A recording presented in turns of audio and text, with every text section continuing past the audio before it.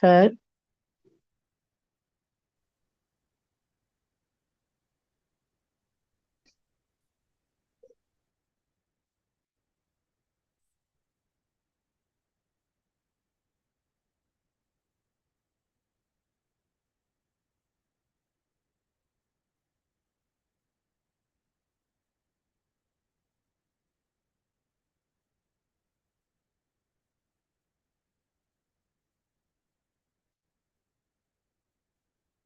अरिहंत सिद्ध सुर उपाध्याय साधु सर्व अर्थ के प्रकाशी मांगलिक उपकारी है।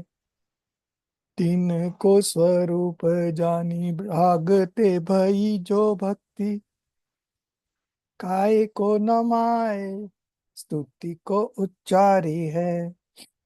धन्य धन्य तुम्ही से काज सब आज भयो कर जोरी बारंबार वंदना हमारी है।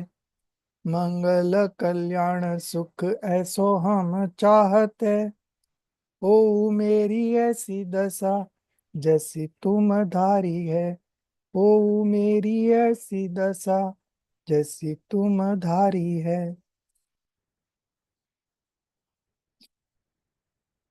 So today we'll begin from chapter number 2, page number 30. The whole of chapter number 2 deals with nature of mundane existence. Okay. Basically, it consists of the whole karma theory, how the new karma's bondage has happened, and what are the situations that happens due to the rise of those karmas. Okay. So all this will be part of a chapter number 2. There is a Mangalacharan in chapter 2 also, that also we will go through. मिथ्या भाव अभाव ते जो प्रगटे निज भाव सो जयवंत रहो सदा यही मोक्ष उपाय.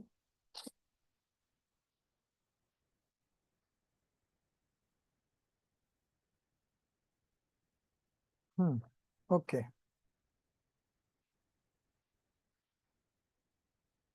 So the first topic that we are going to discuss today is diagnosis of karmic bondage.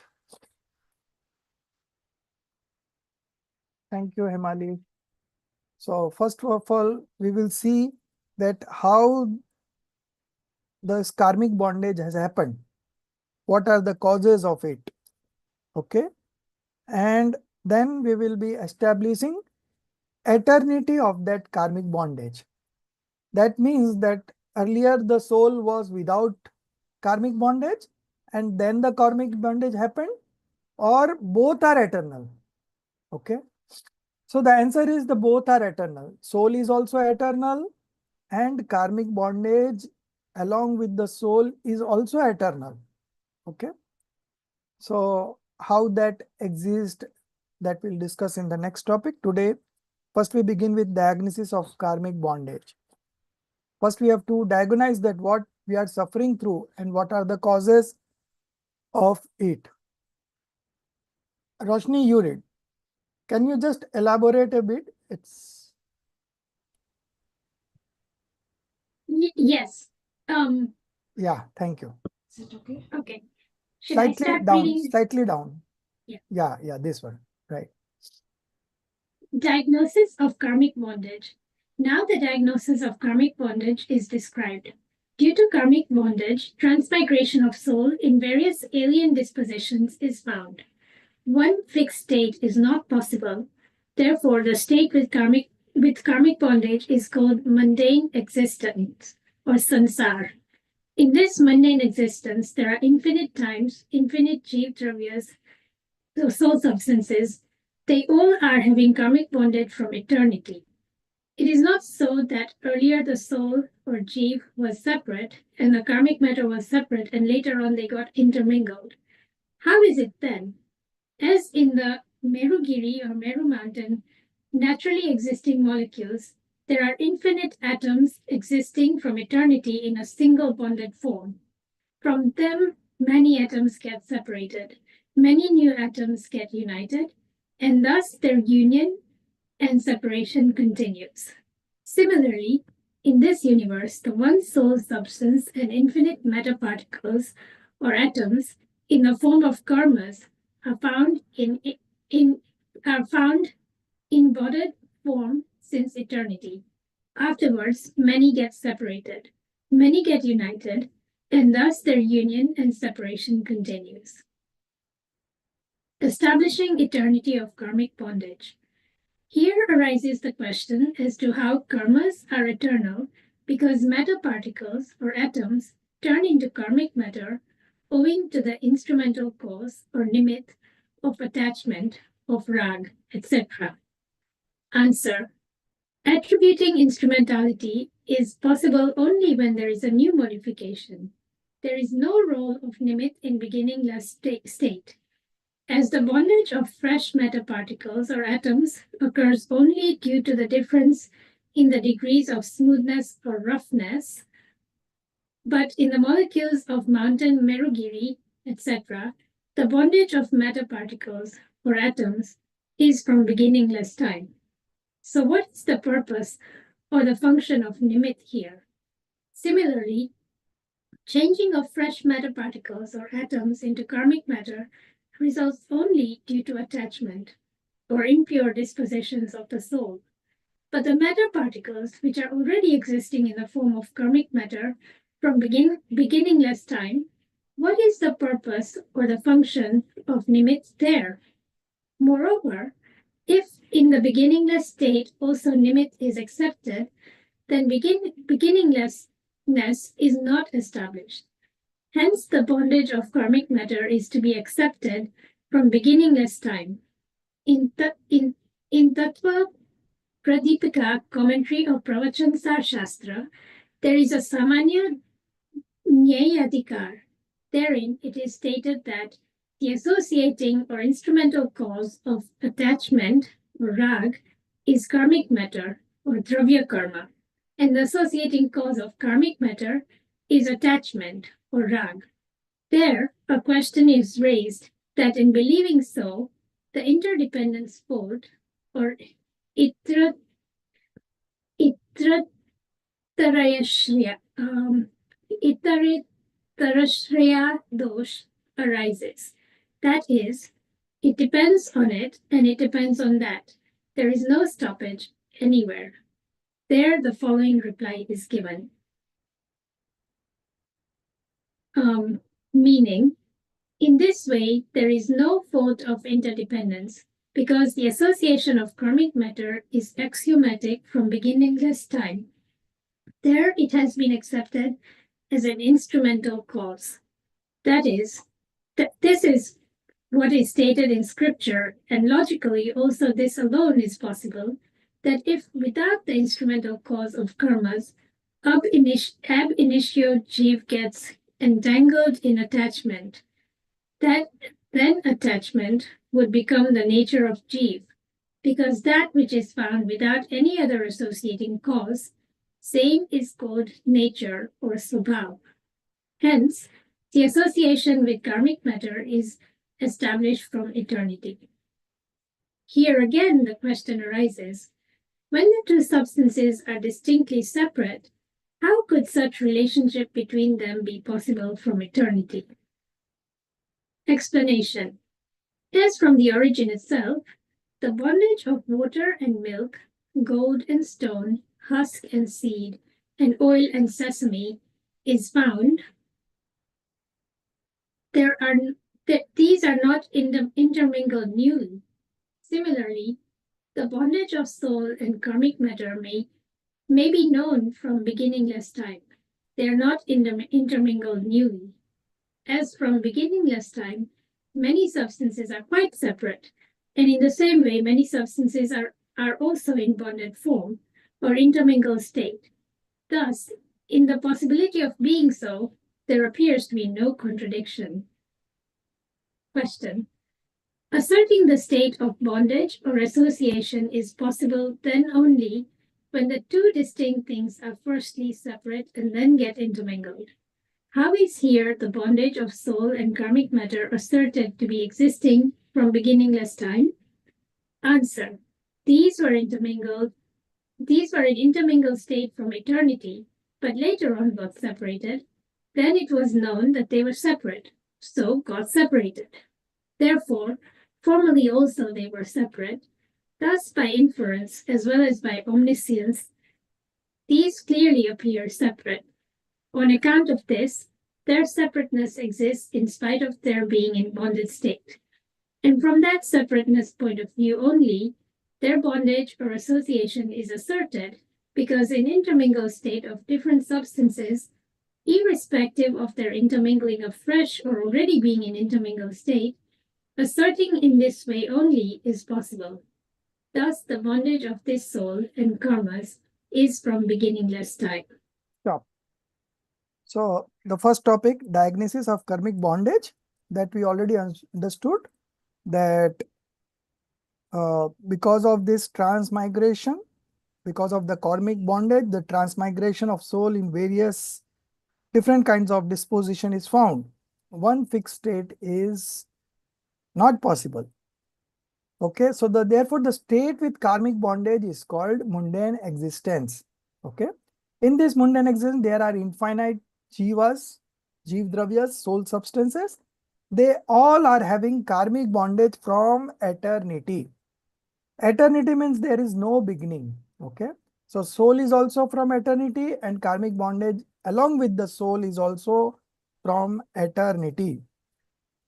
As in Meru Parvat, Meru Giri, Meru mountain. Okay, there are some atoms coming into contact and making a molecule, and some are getting separated. Okay, so the separation and accumulation keeps on happening on an ongoing basis. Okay, similarly in this universe, one soul substance and infinite matter particles called atoms in the form of karmas are found embodied from embodied form since eternity. Okay, afterwards many get separated and many get united, and thus their union and separation continues. Okay, so this is going on since eternal. Now establishing the eternity of karmic bondage. So the question is how karmas are eternal, because matter particles turn into karmic matter owing to the instrumental cause of attachment, rag. Okay, so this attachment or rag is which karma? Dravya karma, no karma, or bhav karma?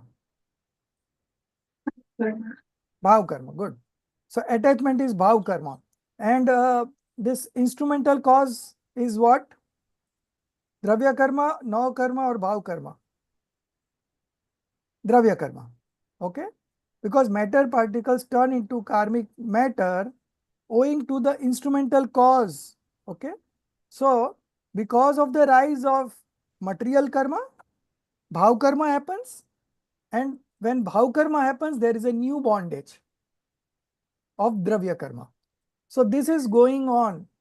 Okay, now the question is that how this cycle could be broken, because the soul is eternal, the karmic bondage is also eternal. Okay, now nimit is only possible when there is a fresh bondage. Okay, but when we consider it as eternal, there is no nimit, because nimit only is a just a suitable cause when there is any action being taking place. But this is since eternal, so it's not. So here the nimit, the role of nimit doesn't come. Okay, there is no role of nimit in the beginningless state of soul and karma. Okay, when there is a new bondage, then the instrumental cause of nimit would be there. Okay, so in the beginningless state also nimit is accepted, then beginningless is not established. So to establish the eternality of both karmic bondage and soul, we cannot bring nimit as an instrumental cause. Okay. So the question is that bhav karma is due to dravya karma, and because of bhav karma, there is a new bondage of dravya karma. So this cycle is going on. So how do we break this cycle? So that is interdependence fault. Okay. The word interdependence fault. Itra trai shay dosh. Okay. So this is depend on this. Dravya karma is dependent on bhav karma, and bhav karma is dependent on dravya karma. Okay. When there is a rise of dravya karma, we do have feelings of attachments and aversions and all kinds of passions. Okay. And because of that feeling of manifestations of attachments and aversion, new karmic bondage happens. So the question again is, how do we get out of this cycle? Dravya karma to bhav karma and bhav karma to dravya karma. It seems to be interdependence. Can anyone answer? Sir, to get rid of the bhav karma, Okay. So like just staying neutral. by just staying neutral. Okay, good answer. Anybody else? Somehow breaking that bondage process. Hmm? If you can break the bondage process, then you break the cycle. Hmm. So either see, if there is a rise of dravya karma, bhav karma, if it doesn't happen, then you can break the cycle. Because the moment you do bhav karma, there is a new bondage. Okay, so to break this cycle, so first of all, there is no interdependence fault that you have to understand. Why it is not so? There are three reasons. Okay, let me first read the answer here. That Sanskrit slok is there, no? Nevam. Yeah, yeah.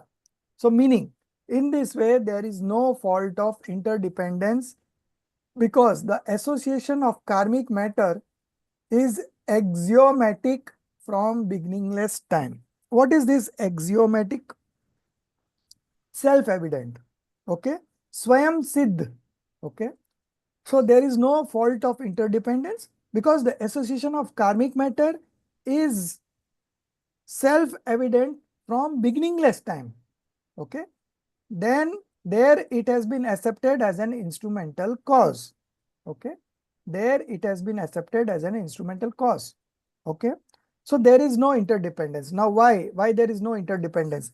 Because when there is a rise of dravya karma, okay, there is a bhav karma. That is true. But that what happens to that dravya karma? After giving its fruit, that particles of dravya karma gets detached because it has given already its fruit. Okay. So those karmic matter gets detached from the soul. Okay. Now, here if you are doing bhav karma, new bhav karma, then you are having a new bondage. Okay. But that new bondage, the karmic particles are different. It's not the same that you have detached. Okay. This some other karmic particles coming into bondage. Okay. So if the particles would have been same, then the soul would not been able to break this cycle.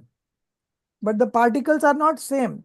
The one that got detached is a different one, and the one that has come into bondage is a different one. So this is the first reason. The second reason is what Soumya said, that let there be a rise of dravya karma. Okay. But if we take shelter in our soul, the bhav karma will not only evolve. Okay. So if the bhav karma is not evolving, then new dravya karma is not binding. Right? So this is how you can break the cycle. This is the second reason. So by understanding these fundamentals, by understanding about the scriptures that we have in Jainism, we can, on the rise of dravya karma, be calm. Okay? Be calm and not manifest bhav karma. That is possible if we put efforts in the right direction. And that is how the souls get liberated. Otherwise, this cycle is going on, Dravya Karma to Bhav Karma and Bhav Karma to Dravya Karma. Okay, so it is not the same. Okay, Dravya Karma to Bhav Karma and Bhav Karma to Dravya Karma, but those two karmas are different. So it is not a vicious cycle as such. Okay, there is no interdependence fault that you must understand. And the other thing is, by putting your effort, you have the independence to remain calm. Okay, not to react. Let there be a rise of Dravya Karma, but not manifesting Bhav Karma is your forte. It's because of your effort that you can do that. Okay, this is the second reason. The third reason, that with our manifestations that we undergo all the time, there is a constant change happening in the karmic bondage. Okay, so there are four kinds of states of karma that I want to discuss here. One is Utkarshan. Utkarshan means increase of karma. The second is Apkarshan. Apkarshan means decrease of karma. Then the third one is Sankraman. Sankraman is conversion. Okay, conversion. And fourth one is Udirna. Udirna means karma coming into fruition before maturity. Okay, now I'll explain these four states. What is Utkarshan? Increase. Yeah. Sir, I have a question. I still don't understand the purpose of nimit in these paragraphs that we've just read.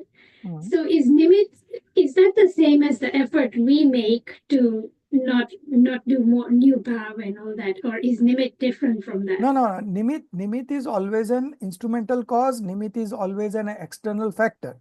So the Dravya Karma is nimit. And because of that nimit, Bhav Karma is happening in soul. Dravya Karma is a matter substance. Okay.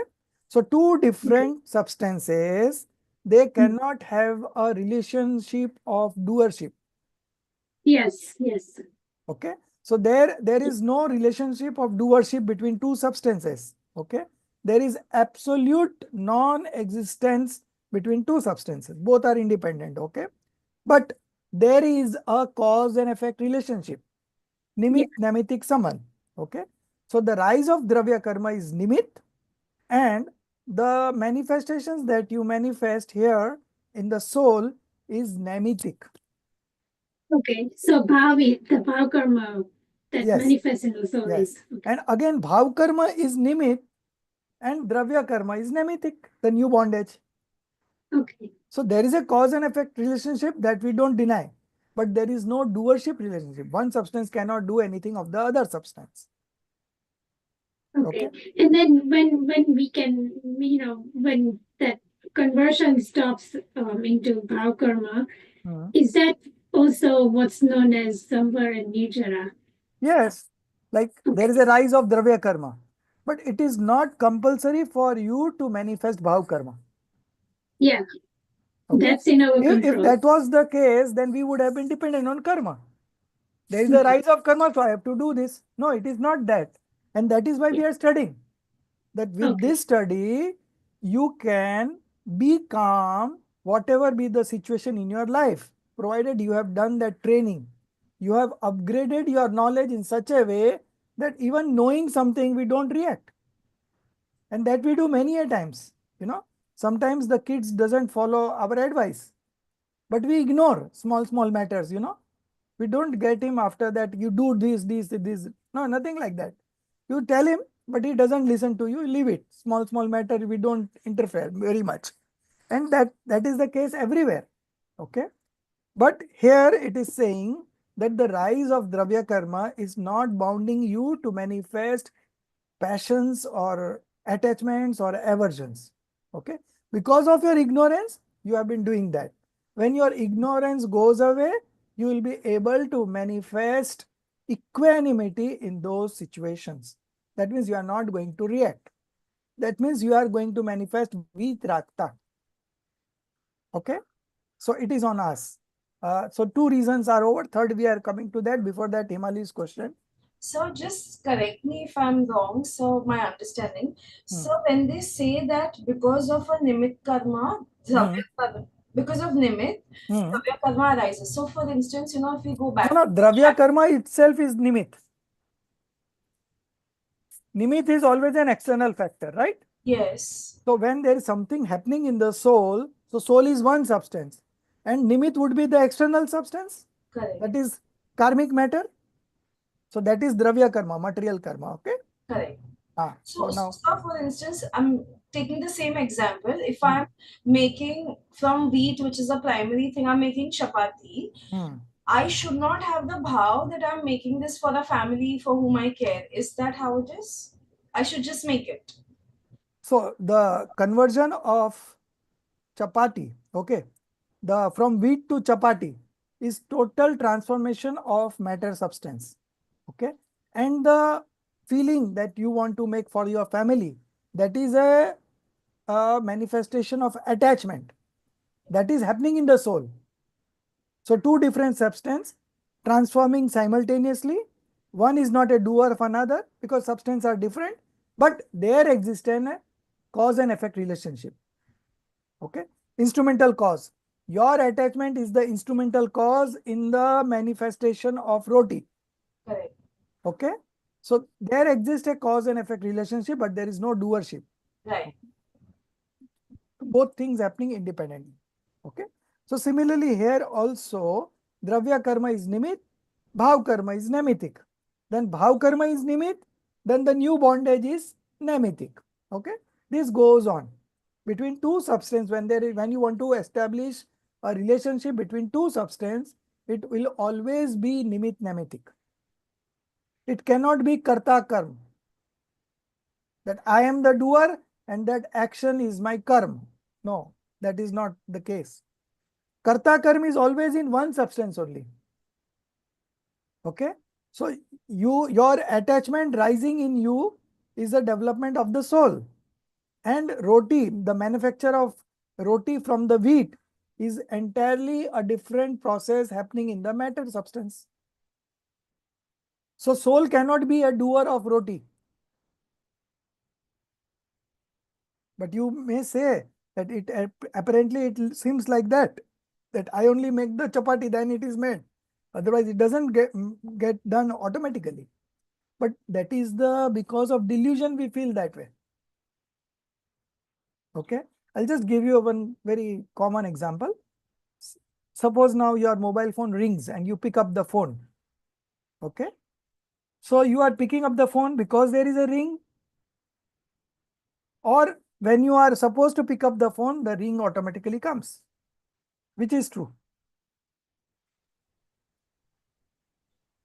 Because there's a ring we pick up. That is what people in worldly in the world says like that. But here in Jainism also, if we say like that, then what is the use of studying this? So here it says when the time for the pickup of phone comes, The ring goes. there is an instrumental cause of the ring. So this is the right understanding. So if you are under influence of delusion, you will always believe that because the ring is there, that's why I'm picking up the phone. Otherwise, phone was lying there, I didn't pick up. But here it says no, when the time has come to pick up the phone, there is a ring happening independently. Both are independent. Your hand moving there and picking up the phone and the ring, the transmission, whatever, it's all happening independently. Not a one thing is doer of another thing. All is independent. Okay. So this is only you can realize when you study Jinwani deeply. Okay, and that's why in the worldly existence everyone says that I have done this, I have done that, I am doing this, I am taking care of the children, I am earning for the family, I am doing this, I am doing so. There is so much of doership, but in actual, as a soul we cannot do anything, only we can know. Okay, so if you are able to understand this independent nature of each substance, then you will not consider a doer, then you won't become a doer. Otherwise, all the time we are doing that only, no?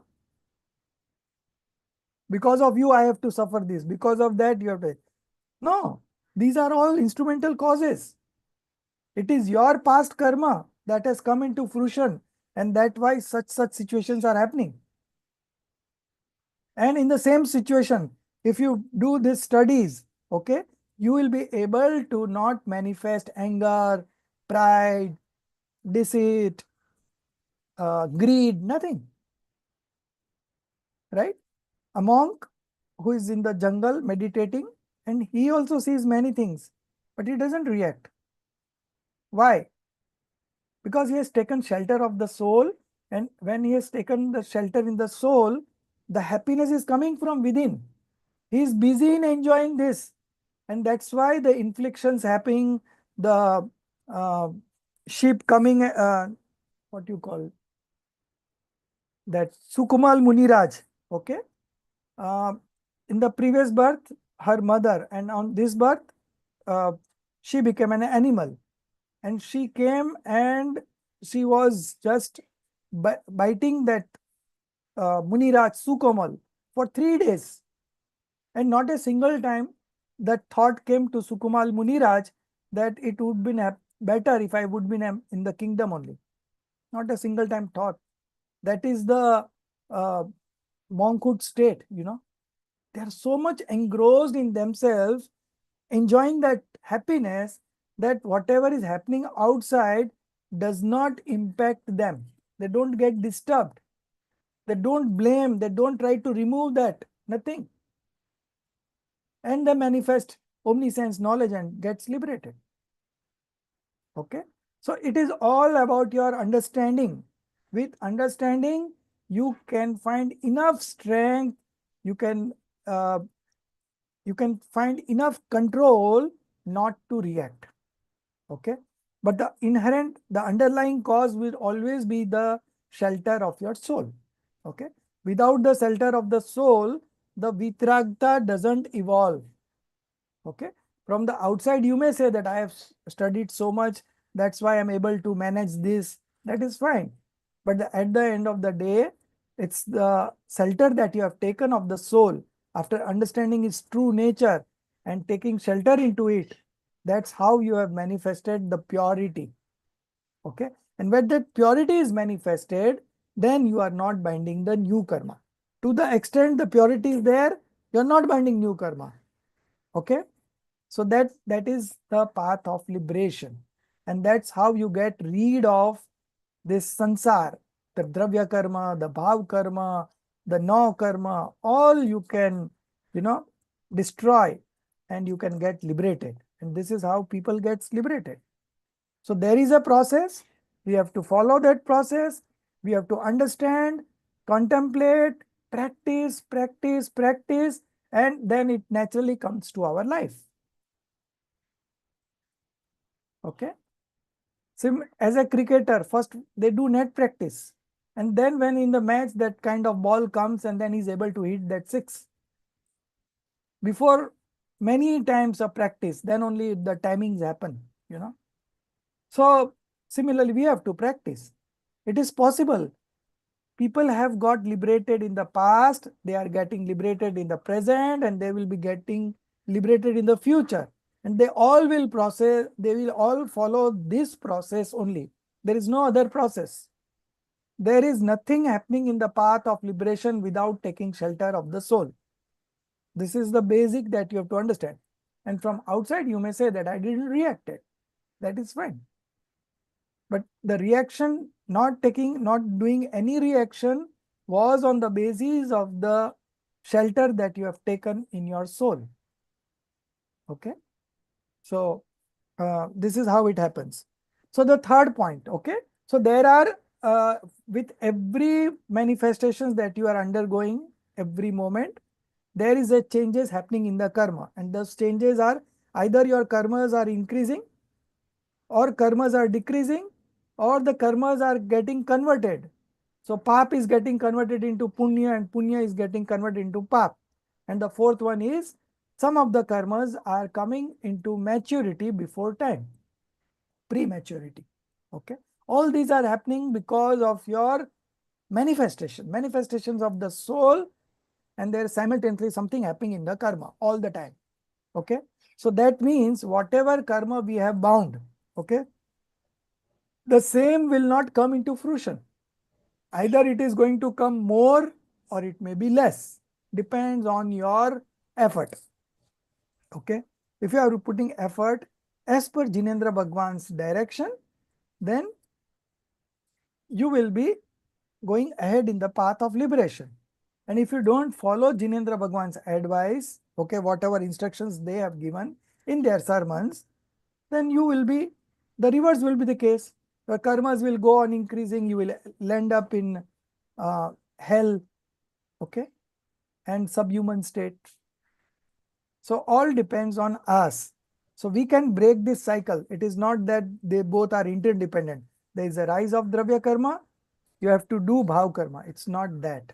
Okay, and that means this cycle can be broken with our efforts. So this is what is, yeah, anyone wants to ask any question? So could you repeat Utkarshan is increase of karmas? Utkarshan is increase of karmas and Apkarshan is decrease of karma. Then there is Sankraman, which is a conversion, Punya into Pap, Pap into Punya. And the last one is Udirna, coming into maturity before time, prematurity. Okay. So all these four states of karma keeps on happening on an ongoing basis every moment. If you are manifesting auspicious sentiment, then your punya will increase, pap will decrease, and if it is of very high quality, then pap may convert to punya. Okay. And the fourth one, prematurity. Supposing you had bound 100 kg of pap and that was coming into fruition maybe after 5 years. But because of your good efforts, okay, that the karmas that were supposed to come after 5 years and 100 kg, that will come into fruition now with only 5 kg because of your efforts. Now the same reverse. If you spend these 2 hours watching TV, your path will increase. Your punya will decrease. Your punya will convert into pap. And you will have punya karma coming into maturity before time. Supposing you are bound 100 kilo punya, okay? But now because of your sinful activities, like watching TV or indulging in any of the vices, what will happen, you know? That 100 kg punya will come into fruition now with only 5 kg. And that's why we see that people who are doing wrong things in life, they seems to be prospering. Okay. Now, supposing a gangster, okay. So his job is to just loot and bring money, okay. Rob people and get money. So he is accumulating so much of money, and people see that, see, he is into such a profession, his wealth is increasing.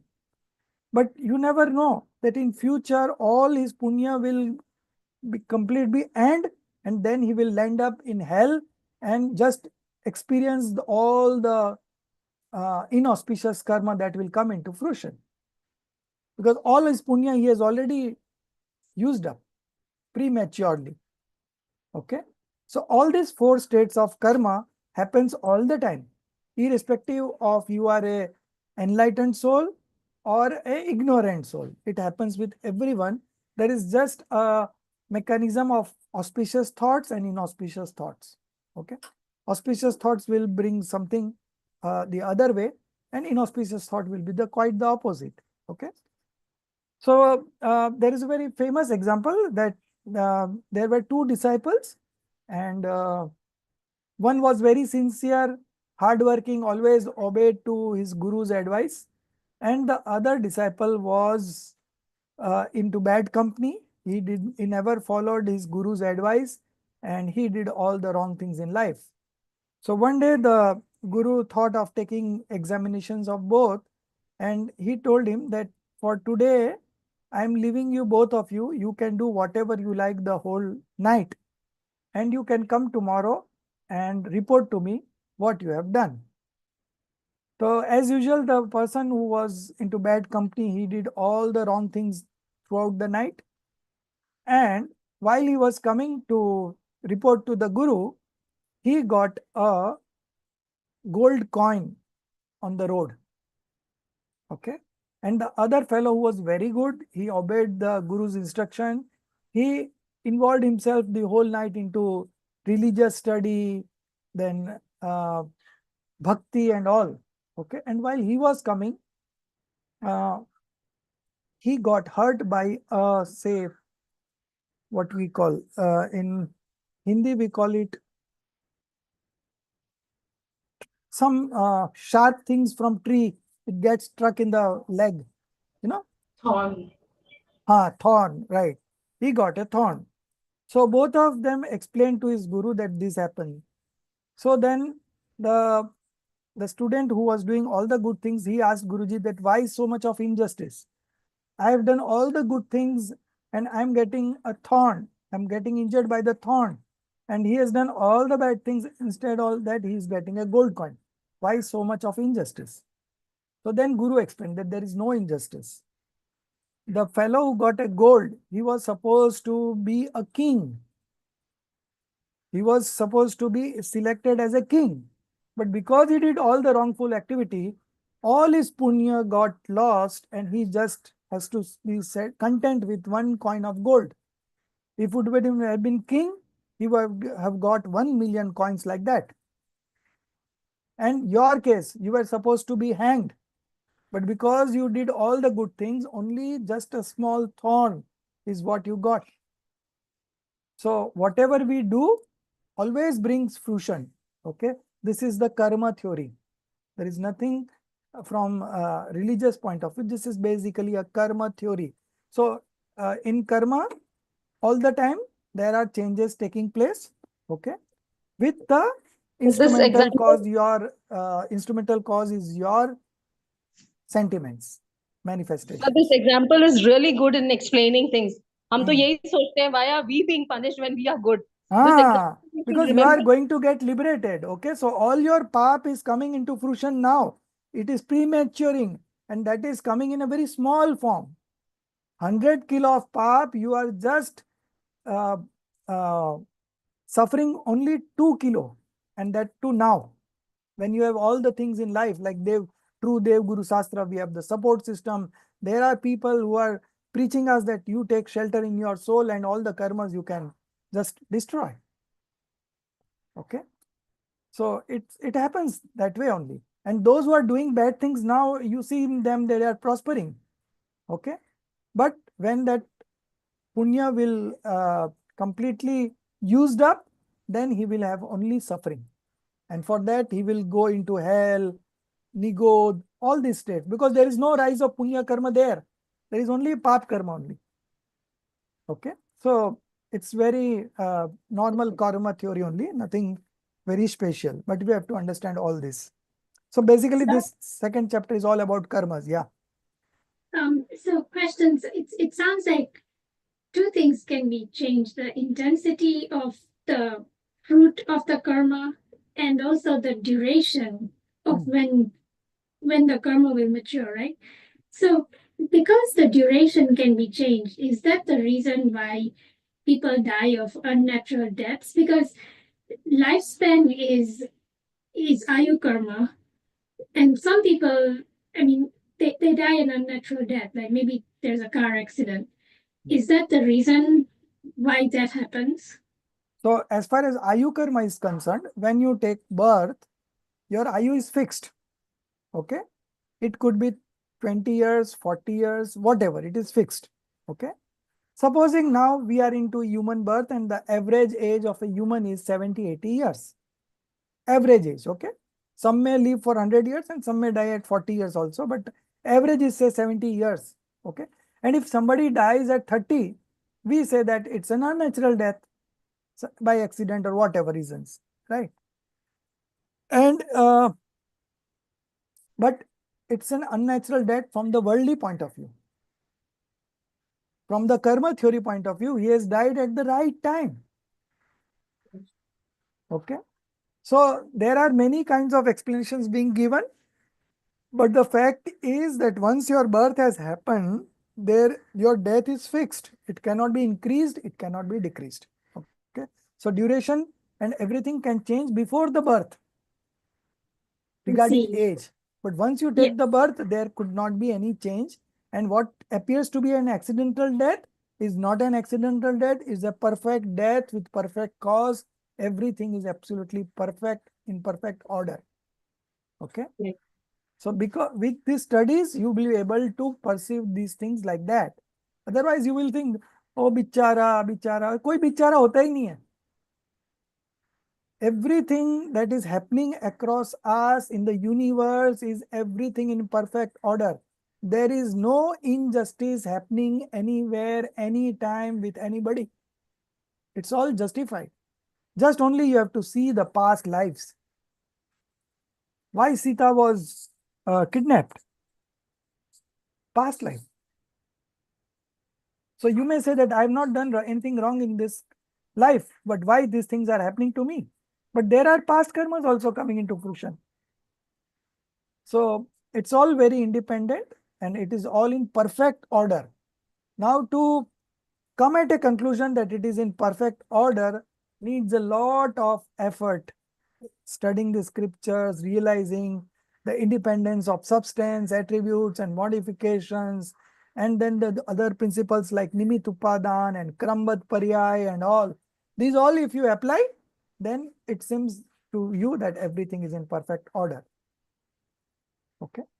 So whatever we read in the newspaper every day, so that is a fresh news for us.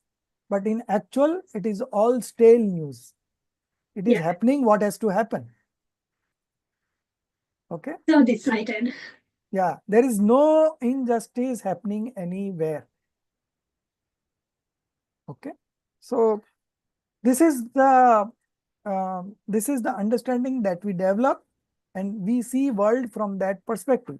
So then you see everything is in perfect order. Okay.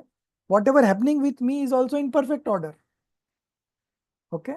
So there is nobody to blame. Okay. So when you are not blaming, that means you are not manifesting passions. Simply. You are accepting. You have developed this mentality to accept things as they are with your understanding. Okay.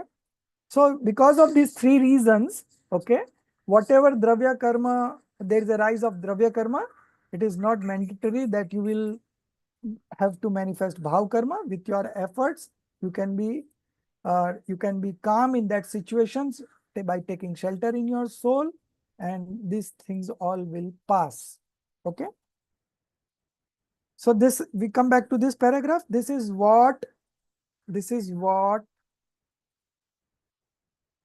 is stated in scripture, and logically also this alone is possible, that if without the instrumental cause of karmas ab initio, again it means from the start, jiva gets entangled in attachment, then attachment etc. would become the nature of jiva.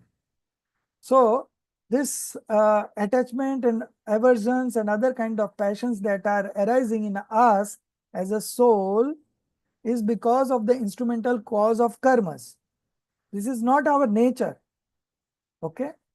We don't, in the soul, there is not a quality which is able, which is responsible for manifesting this attachment.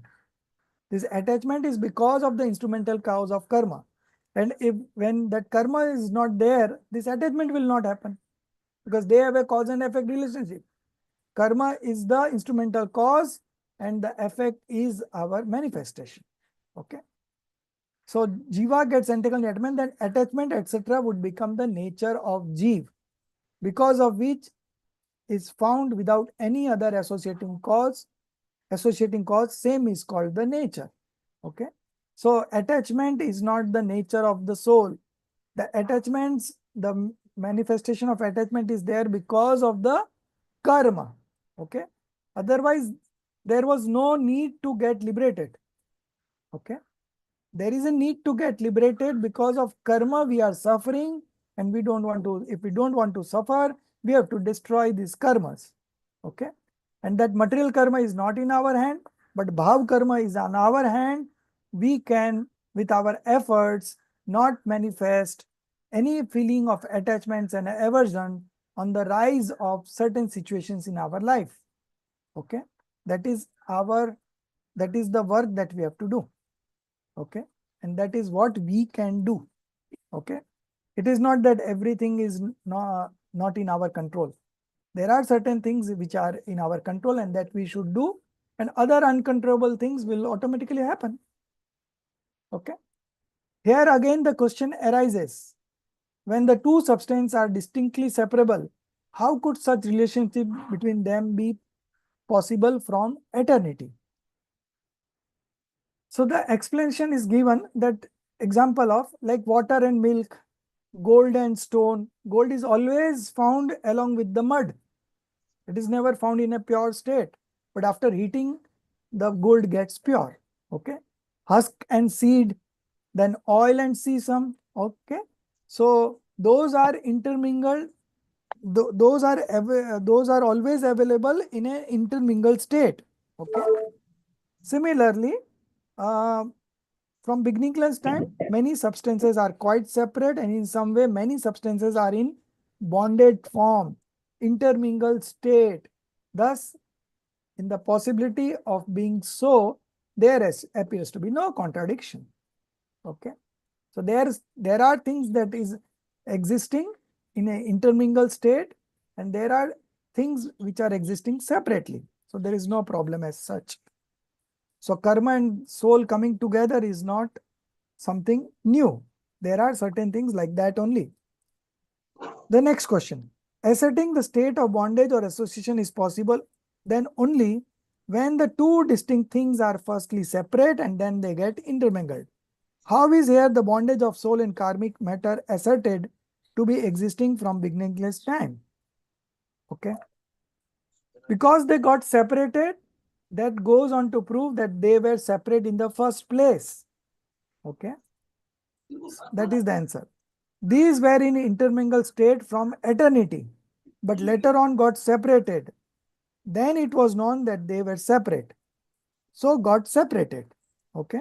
Therefore, formerly also they were separate. Thus, by inference is estimation, anuman, as well as by omniscience, keval gyan. These clearly appear separate. Okay. Two things were separate in the first place only. They appear to us as intermingled, but they were separate only. Okay. On account of this, their separateness exists in spite of their being in bonded state. Okay. So karma and soul are in a bonded state, but they both are separate. And because they are separate, with our efforts, that karmas can be completely separated. We can we can destroy all the karmas, dravya karma, bhav karma, no karma, and we can get liberated.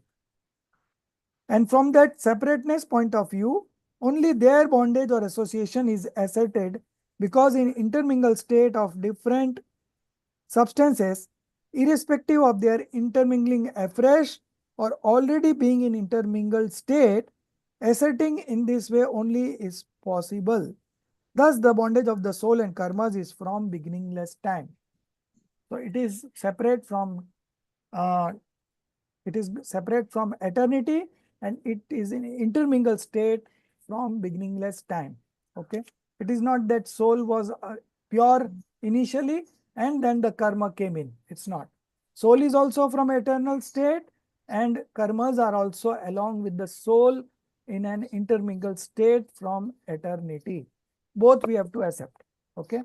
The example dravya karma to bhav karma and bhav karma to dravya karma, just now we just studied. So in the universe, there are few examples like what came first, the tree or the mango? So you will say tree. So where from the tree came? Okay. Then you will say tree come from the what we call it? From the seed. Yeah, from the seed of mango. So from where the seed came? From mango. So there is no end to these questions, right? Pehle first hen or the egg? What came first? Do you have any answer? The scientist doesn't have any answer so far. But our acharyas have the answer. That both you accept both as eternal. They both exist. Okay. Similarly, soul and karma exist since eternal. Okay. So this is the bondage of the soul and karma is from beginningless time. You have to accept. Okay. But that doesn't mean that the bondage is going to stay forever. With your efforts, with the instructions that we have got from the sermons of Jinendra Bhagwan, Tirthankar, and the scriptures written in that lineage, by following the scriptures, we can get ourselves liberated from all types of karmas. Material karma, psychic karma, and the quasi karma. Dravya karma, bhav karma, and no karma. Okay, all types of karmas can be eradicated by following the path shown by our Tirthankars. Now the next topic, distinctiveness of soul and karmas. Okay.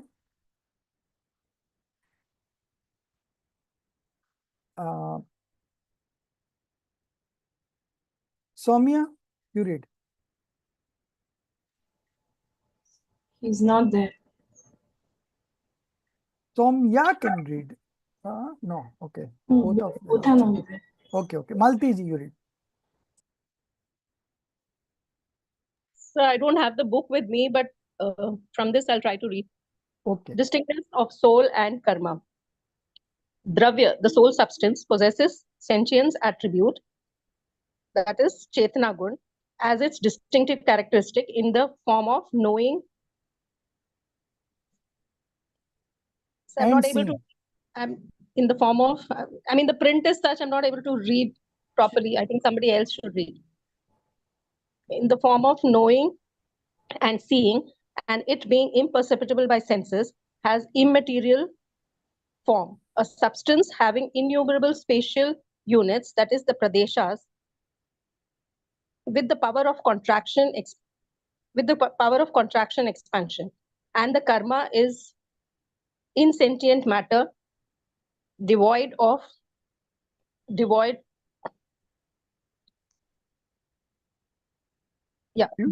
sentience attribute and has material form. It is a mass of infinite matter particles, atoms. Hence, it is not a single substance. Thus are these jivas and karmas, that is the karmic matter, having relationships since eternity. Nevertheless, none of the space points of jiva changes into karmic matter form, and none of the atoms of karmic matter change into the jiva form. Both, by retaining their own distinctive characteristics, exist distinctly separate.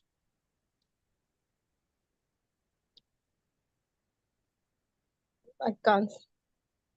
For example, if there be a compound molecule of gold and silver, even then the gold, by retaining its yellowness attributes remain distinctly different, and silver, by retaining its whiteness, etc., attributes remain distinctly different. Similarly, the soul and the karma should be known as distinct and separate.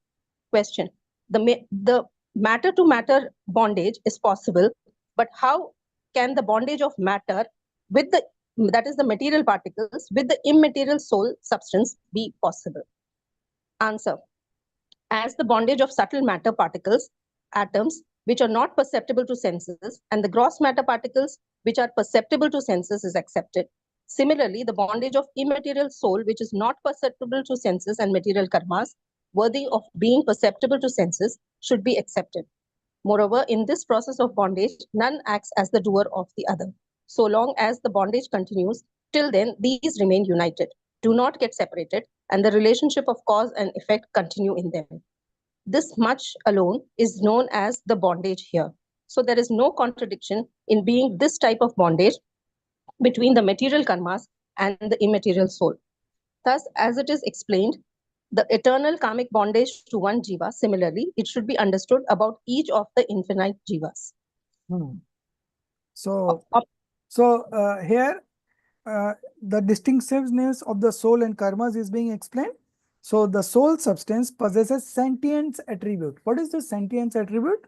Chetna, Chetna gun, the capacity to know and see. This is only available in soul. All the other 5 substances like matter and motion of medium of motion and medium of rest, then space and time, all they don't possess this attribute. Okay. As its distinctive characteristics, soul's distinct characteristic is the sentience in the form of knowing and seeing, and it being imperceptible by senses. So we cannot know the we cannot know the soul through senses. Through senses, we can see only material things, okay? And it being imperceptible by senses has immaterial form, okay? Amurtik.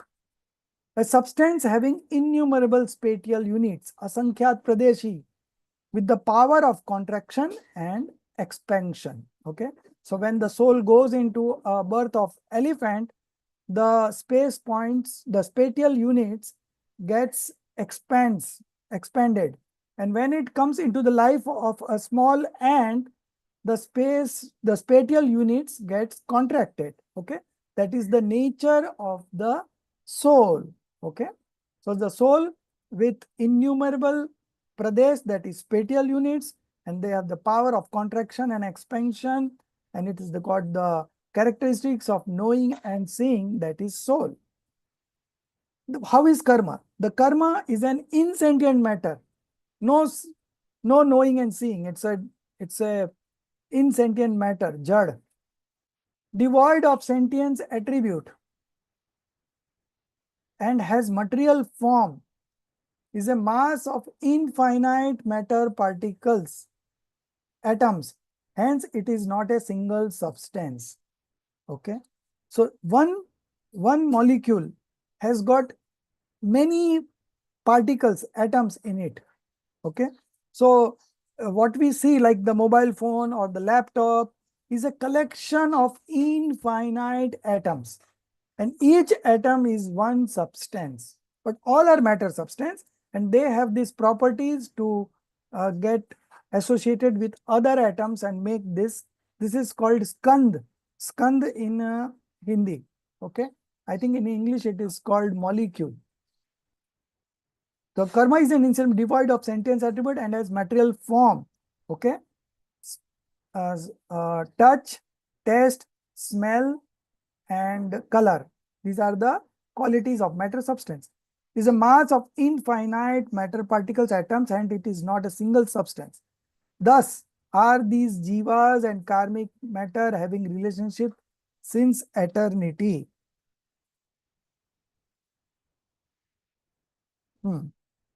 Nevertheless, none of the space points of jiva changes into karmic matter form, and none of the atoms of karmic matter change into jiva form.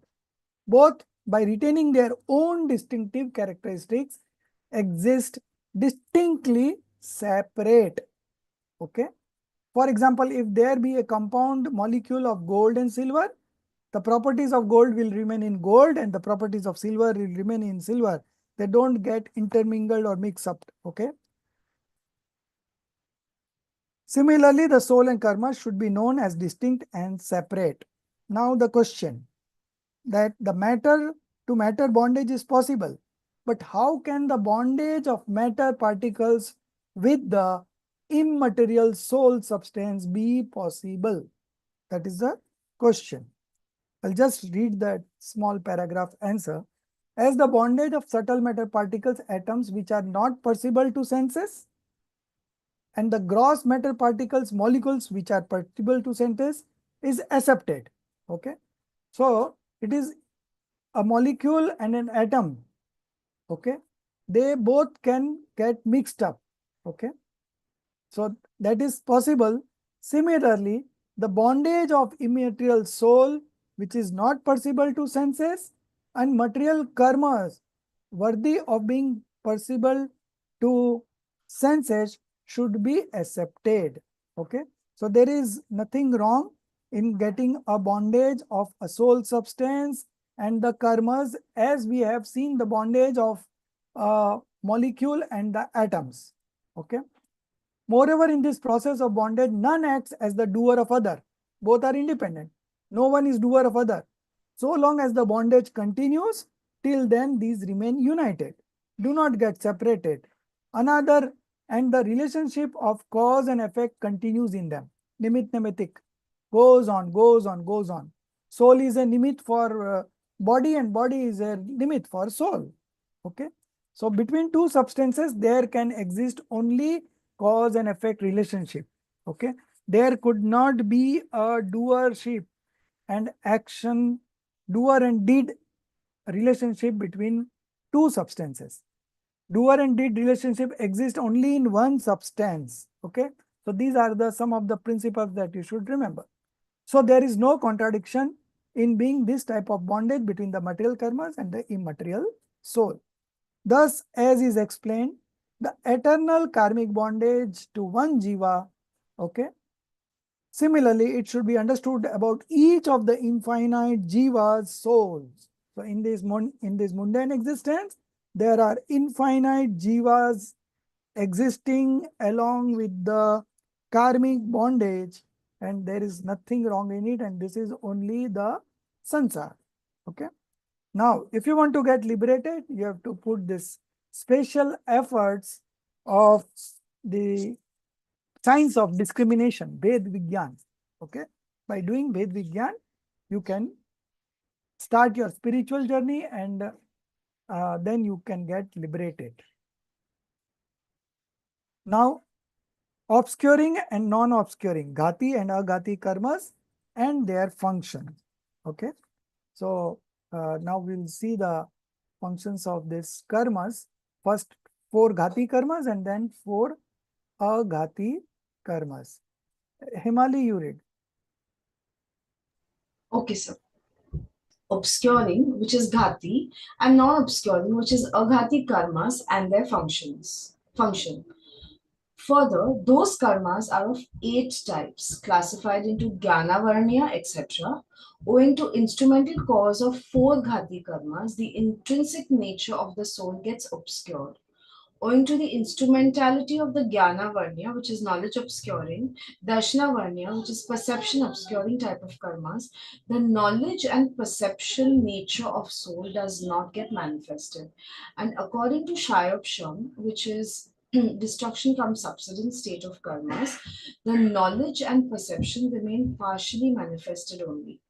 And owing to the instrumentality of mohaniya, which is deluding karma, the disposition which are not the true nature of the jeeves, that is the soul, such as misbelief, anger, pride, deceit, greed, etc., passions get manifested. And owing to the instrumentality of antaray, which is obstructive karma, the nature of the soul, which is virya, which is spiritual power of the order of accepting asceticism, does not get manifested. According to Shayopsham, only partial spiritual power, which is virya, gets manifested. Thus, owing to the instrumentality of Ghati karmas, the intrinsic nature of the soul is being obscured from eternity.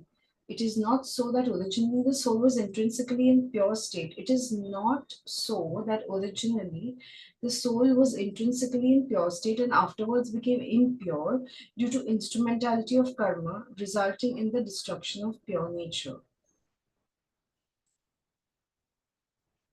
Destruction is the name of annihilation. Question. Destruction is the name of annihilation, so that which existed earlier could be stated to have been annihilated. Here, when there is no existence of intrinsic nature, what has been then destroyed? The soul possesses eternally such an intrinsic power that if the instrumental cause of karmas be not there, then the Jeev soul would be found with the manifestation of omniscience.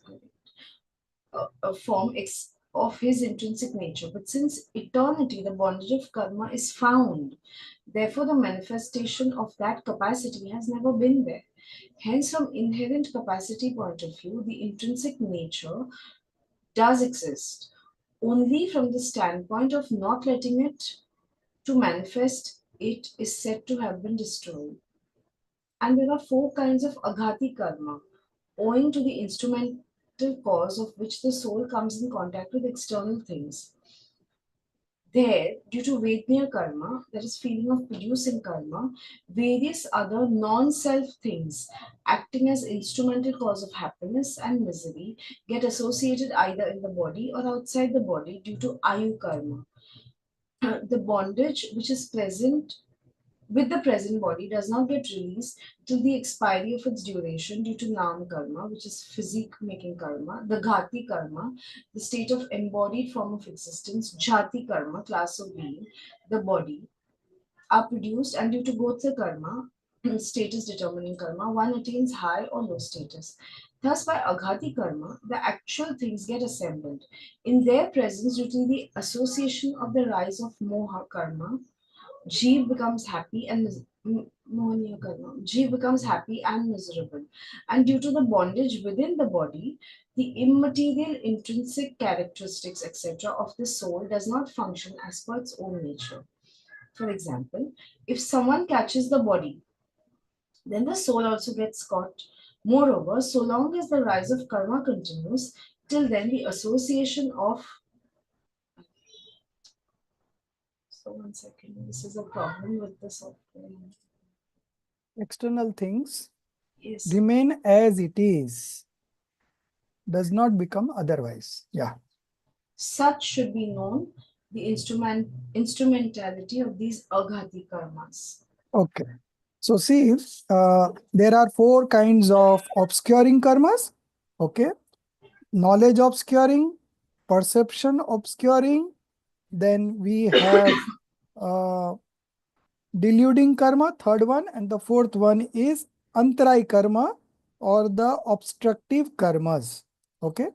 So the knowledge that is not the knowledge that is not being manifested is because of the Jnanavaran karma, and the knowledge that is present now, it is because of the sayapsham, that is destruction cum subsidence. Now this sayapsham is a combination of three things. So some of the karmas are on the rise, uday, then some of the karma has been subsided, upsham, and some of them are destroyed. Okay, so destroyed, subsidence, and the rise. All these three to put together becomes sayapsham. So the word technically may sound very complicated, but in simple terms, it is the knowledge that is present with us that is the sayapsham. Okay. So what now we can perceive from five senses is just because there is a sayapsham of knowledge in us now. Okay. And that sayapsham remains with the one sensed being also. Okay. And if the completely knowledge attributes is being destroyed, then the soul will become matter. But it does not happen so. So all the time, the knowing ability of the soul remains with it. Okay. Janna is there in the one sensed being also. Okay. So the knowledge and perception remains partially manifested, and partially they are not being manifested because of the rise of knowledge obscuring karma and perception obscuring karma. Okay. The third karma, Mohaniya karma, owing to the instrumentality of Mohaniya karma, deluding karma, okay, the disposition which are not the true nature of Jeev, such as misbelief. So, this Mohaniya karma has two parts, Darshan Moh and Charitra Moh.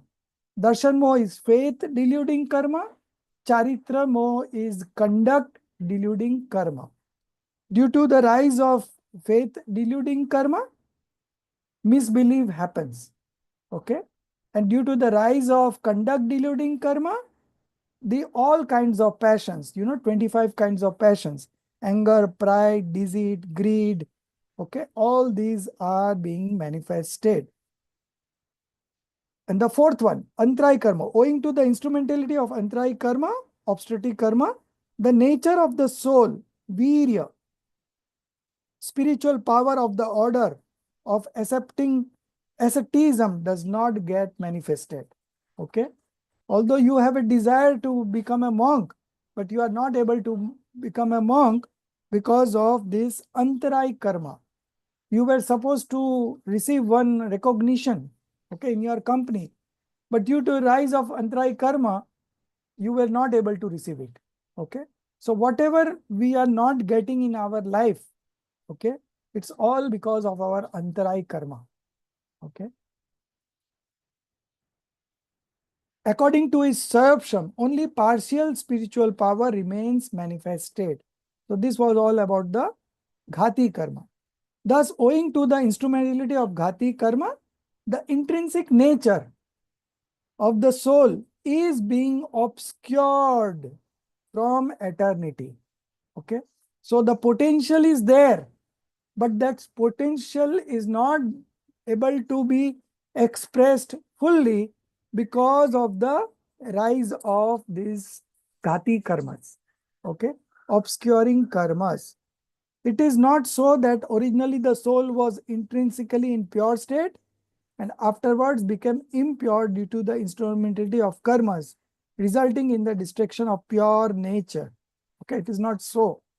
It is from the beginning itself that the soul has some attributes which are partially manifested and some which are not being able to be manifested.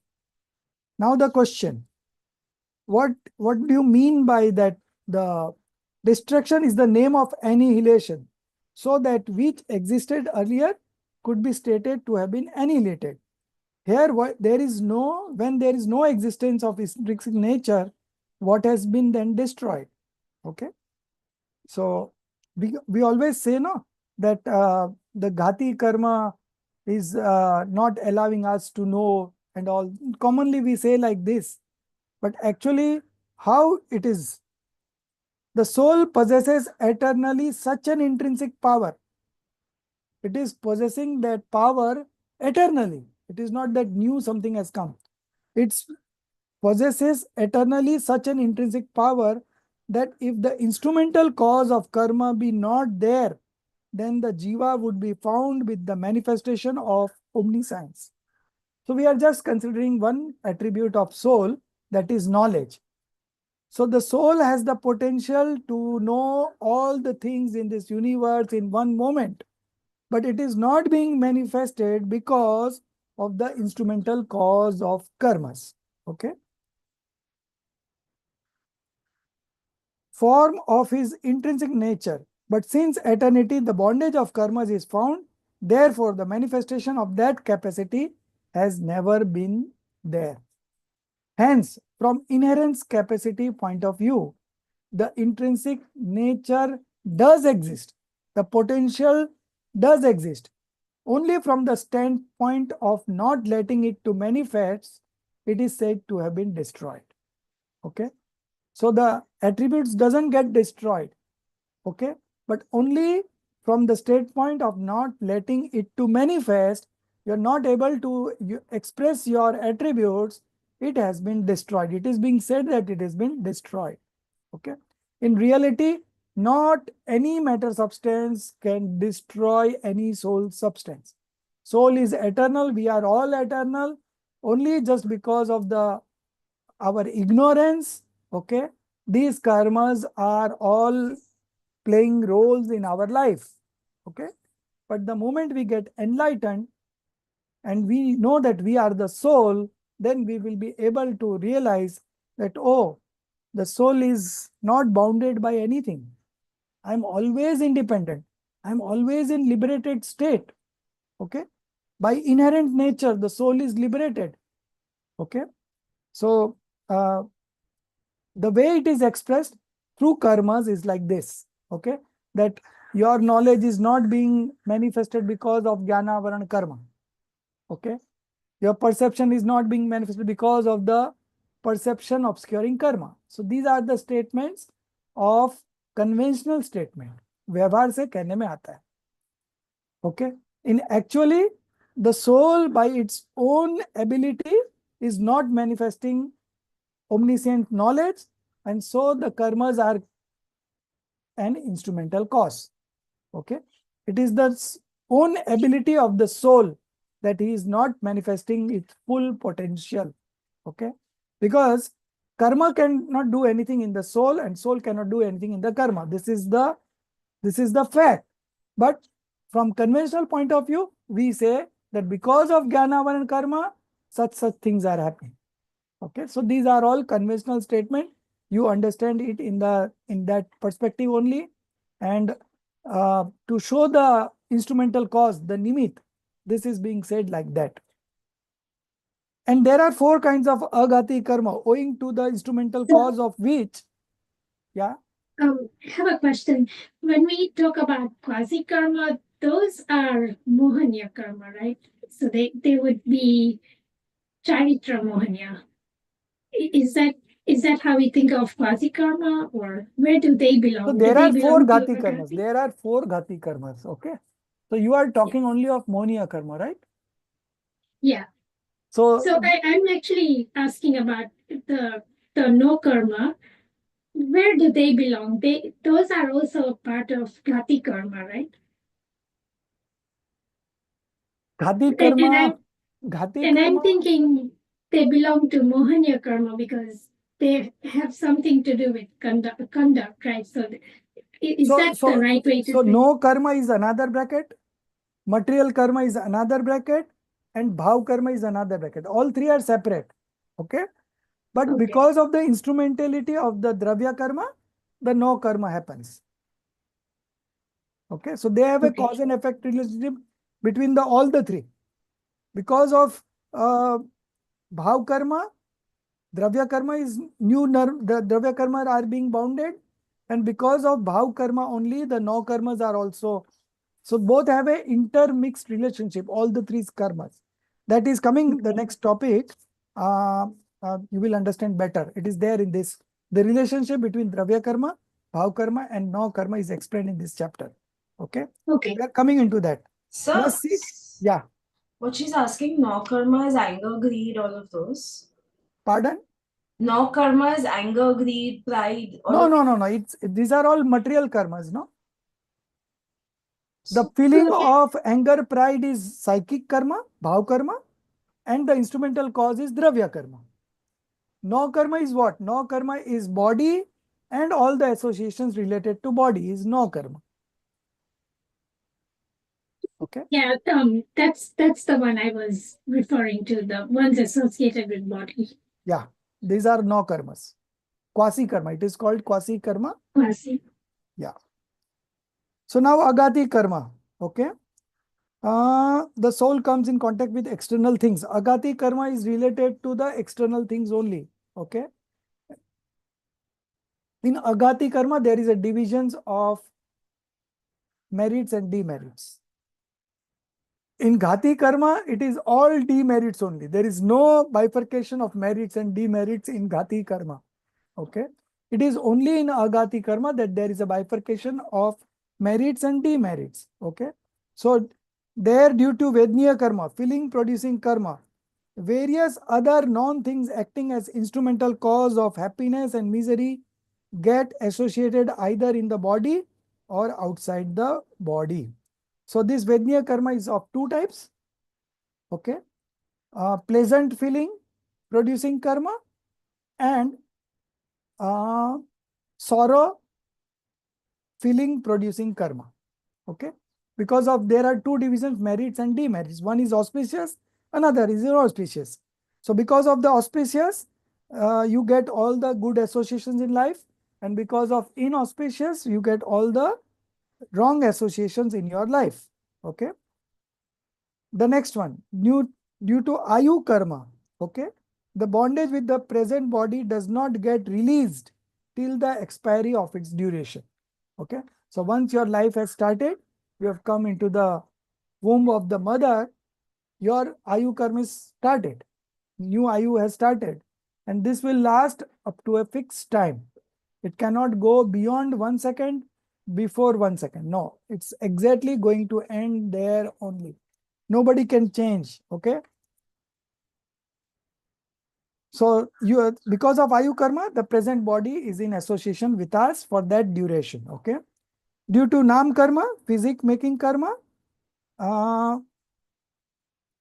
the bondage with the present does not get released till the expire of a duration. Due to Nam Karma, physic making karma, the Gati, okay, the state of existence, Jati, the class of being, 1 sense, 2 sense, 3 sense, 4 sense, is all because of Nam Karma.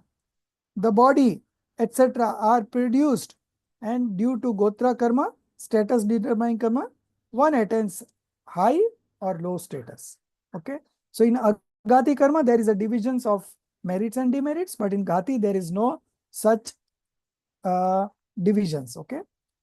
Thus, by Agati Karma, the external things get assembled in their presence due to the association of the rise of Moh, deluding karma. Jeev becomes happy and miserable. Now, this happiness is what? This is worldly happiness that is being discussed here. It is not the eternal bliss. Okay. Always remember. Because when there is a rise of karma, because of rise of karma, it's not the eternal bliss that you get. Okay. It is just the sensual pleasure they are talking about. So due to the association of the rise of Moh karma, deluding karma, Jeev becomes happy and miserable. And due to bondage with the body, etc., the immaterial intrinsic characteristics, etc., of the soul do not function as per their own nature. For example, if someone catches the body, then the soul also gets caught, because throughout the body, the spatial units of the soul are spread. Okay. So when you prick something in the leg, you get a feeling, sensation, either pain or whatever. Okay. Because the soul is spread throughout the body. All the innumerable spatial units are everywhere there throughout the body. Okay. So if someone catches the body, then the soul also gets caught, you know. Moreover, so long as the rise of karmas continue, till then the association of external things remain as it is. Okay. Does not become otherwise. Such should be known as the instrumentality of these agati karmas. Okay. So there is nothing special about these karmas. We have already read in the karma chapter in Vitrag Vigyan. Same introduction here. Okay. Now, So, the next topic. Yeah. so I have a question. Hmm. I think it may sound stupid, but I still have it, so I'm going to ask. So we say that, the Siddhas have destroyed both Ghati Karma and Aghati Karma. Yes. And the difficult ones, according to me, I feel to destroy are the Ghati Karmas. Yes. And among the Ghati karma, only one karma, that is Monia karma. Karma. And among the Monia karma, again, only one part, that is Darshan Monia, faith deluding karma.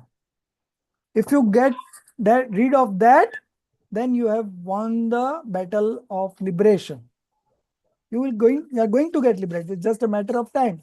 Okay. So all our effort should be to eradicate delusion in the first place. Okay. Don't worry about the passions. Conduct deluding karma, not a problem. First, you get rid of delusion, mithyatva.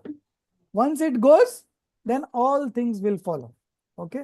It's a king of the karma. Monia karma is the king. And among the Monia, only Darshan Monia is the most deadliest for us. Okay. And this whole life, we are here to destroy that particular one and manifest right belief. And once the right belief is manifested, your path of liberation begins and you will get liberated. Okay. So, sir, 1 second. So my question is, sir, the Arihants have only destroyed the Ghati Karmas. Yeah, all four. So Aghati Karma was so easy. Why are they able to destroy it? So Agati karma will go on its own, That is because of our past impressions and all.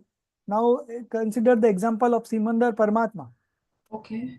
He's there in the Mahavidesh sector right now, and he will remain still there when 12th Tirthankar in the next 24 Tirthankars will come here in Bharat Kshetra, then only he will get liberated.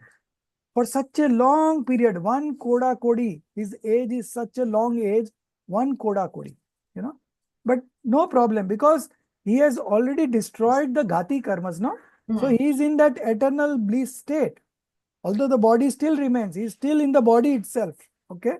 But there is no pain, there is no sufferings. He is enjoying eternal bliss. But till then, he will get liberated there. So it is like that. So, sir, how do these aghati karmas go on their own? Aghati karma will go their own, because once you have destroyed the Ghati karma, okay, so new bondage are not happening. Correct. The old bondage will go on its own time. So even bondage has an ayu, as in these karmas also have an ayu. No, They have a duration.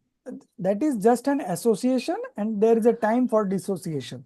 So we cannot say ayu. Ayu is only because of a soul, right? Correct. Material things doesn't have ayu. Now, supposing your mobile phone, it has also got an age, okay? It will get destroyed sometime. It will get stop functioning sometime. So it is everywhere, no? So it is just an association happening, a dissociation. That's it. Every association comes with a time of dissociation. Okay. Associations are never permanent with us. Sir, Okay. sir, I think earlier when I'd asked the question about no karma, and then Himalichi had asked about the ones that have to do with body, like anger, ego. I think maybe Himalaji, maybe you were thinking of the no kashai, because no kashai would go under Mohanya karma, right? No kashai. No kashai is under Monia karma. Yeah. Okay. 25, Yeah, 25 kinds of passions are there. So the first four, Krodh, Man, Maya, Lobh, anger, pride, deceit, and greed, into 4 levels: Anantanubandhi, Apratyakhan, Pratyakhan, and Sanjwalan. So that makes it 16. Okay. Yes. And then there are 9 No Kashai. Yeah. These are all 25 are because of conduct deluding karma. Okay. Okay. So that you were confused with no karma and the no kashai. No kashai. Yeah. Okay. Yes. But I still have the no karma question, and I know we'll get to that. What question? The one about the quasi karma. So that we are coming up. How it is bounded and what are the connections, So how karma is in between. Okay. One side is dravya karma, the other side is no karma. And that we will discuss. Okay. Now the next topic, destruction of jiva's natural functioning and assembling of external things by strengthless material karma.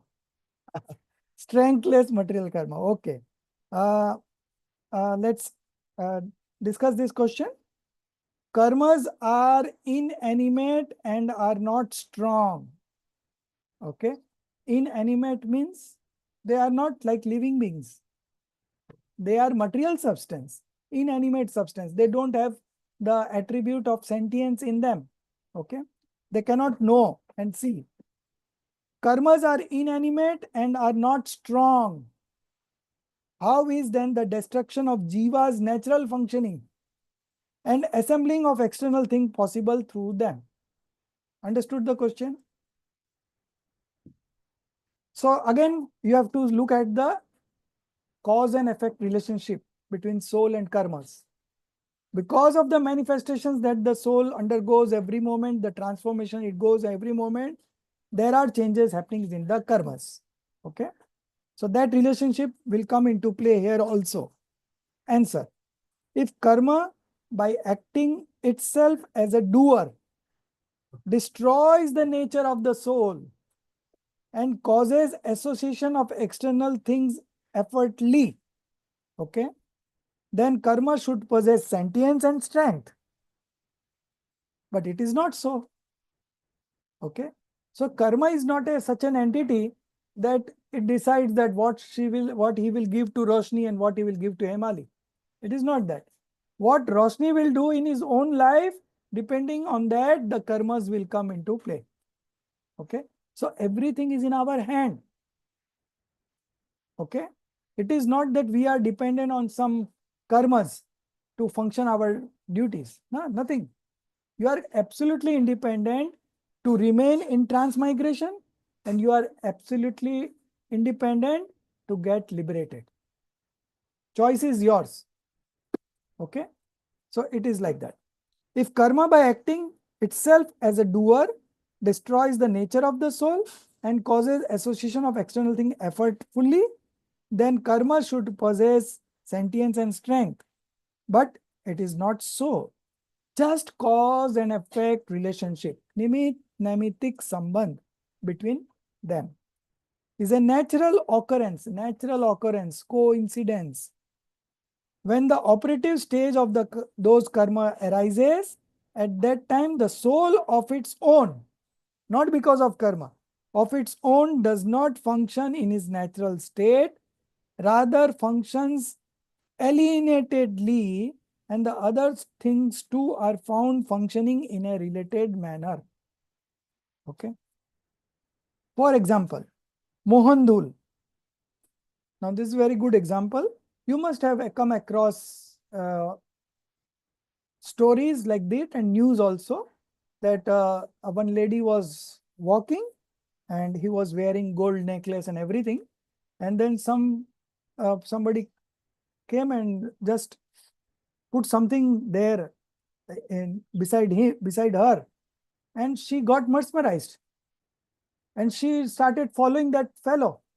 And then he said that you give me your old gold chain, necklace, everything. And she started giving. And after some time, she realized that what happened. So this is Mohandul, an enchanting type of dust, you know. So these are some of the things very unique, means very surprising, you know, to believe these kind of things, but there exist. But again, there is a cause and effect relationship. Okay, not a doer and deed relationship, only cause and effect relationship. Mohandul is found lying on the head of some person, due to which that person becomes mad. Okay, so that lady become mad there, and that Mohandul was neither having knowledge nor strength, but madness appears. It is not so, it appears to have been caused by that Mohandul only. There, the Mohandul is only a nimitta, and the person of his own becomes mad. Such only exists nimitic relationship, cause and effect relationship. Okay. So this example, if you are able to understand, then you will able to understand nimit upadan. Already we have covered so much in detail about nimit upadan. So I think everyone understand this example, that there is always an instrumental cause. Okay. But the things doesn't happen here because of that instrumental cause. But things also doesn't happen without the instrumental cause. So the presence of instrumental cause is always there. But having said that, the action is not taking place because of the instrumental cause. The instrumental cause is not a doer. It is just the mere presence. That is only we have to accept. Okay. Further, just at the time of sunrise, Chakwa and Chakwi, the male and female birds of duck family, meet together. But there in the night, nobody has separated them, forcedly out of jealousy, and in the daytime, nobody has brought them together out of compassion. Rather, they meet on their own due to nimit of sunrise. Such only is the functioning of nimit nimitic. In the same way, the nimit nimitic functioning of karmas should be known. Such is the state of soul owing to the rise of karmas. Okay. So these two examples, Mohandul and the Chakwa Chaki, they're meeting together due to the sunrise and getting separated in the night is just a cause and effect relationship, not a doer relationship. Now these things, some of things are very difficult to understand. Okay, so we have done enough discussions on Nimit, so I don't want to get into it. Everyone knows about it, that there is always an instrumental cause for any action to take place. Okay. Now process of new bondage. How the new bondage? This is again very interesting. How is the new bondage caused? Okay, so who will read? I can read. Pratibha ji.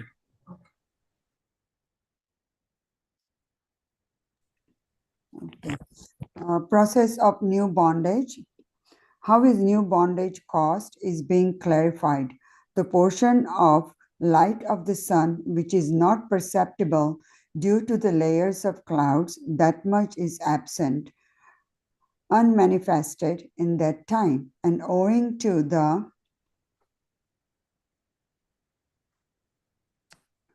rarefaction of the layers of clouds, the light which is manifesting is the part of sun's nature, is not produced by clouds.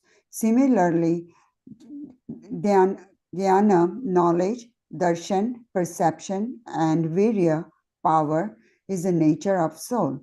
The portion of it which, owing to the instrumentality of the jnana varna, darshana varna, and antaraya karmas, is not manifesting, that much is absent, unmanifested in that time, and owing to the shayap shomak, destruction cum subsidence, state of those karmas, that part of gyan, darshan, virya, which is manifesting, all that is the part of soul's nature, and is not contrary, alien disposition produced by karmas. So right from eternity, such a manifested portion of soul's intrinsic nature never comes to an end.